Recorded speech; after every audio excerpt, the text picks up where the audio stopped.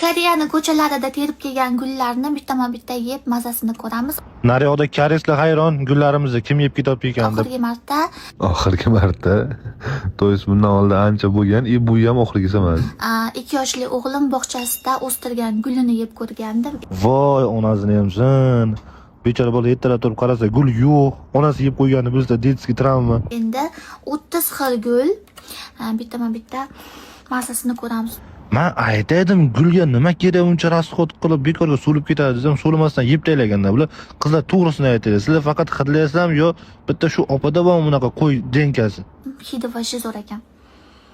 Bo'ldi, qizlarning chegarasi mana shaqacha. Hidlaydi bo'ldi, yog'iga o'tmaydi. Opa chegaralarga tupurgan holatda odamga achchilikdan ham chiqib ketdilar. Qaranglar, har xil. Buni yuvish kerakmi, yuvish kerak emasmi bilmadim. Bu mevami sizga yuvib yeysiz. U odamlar yuvib yeydi. Siz bosavering, farqi yo'q. Yeb ko'raylikchi.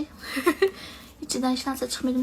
Gulni ichidan bilmadim, lekin siz ichidan nimadir chiqadi. Shu so'lishni boshlabdi. Men buni terib kelganimga уже 2 kunmi bo'lib qoldi. Qaranglar, so'lib qolibdi уже. Ha, chips qilib yeyverasiz, farqi yo'q. Mana shu guldan boshlaymiz. Bismillah. Buni hammasini.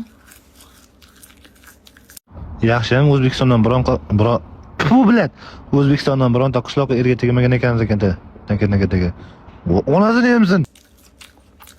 Yaxshiyam O'zbekistondan bitta qishloqqa erga tegmagan ekansiz. Ertalab turib qaraysiz, bedani bedi yo'q. Voy, biraz yo'q. Ta'minlar malli ekan.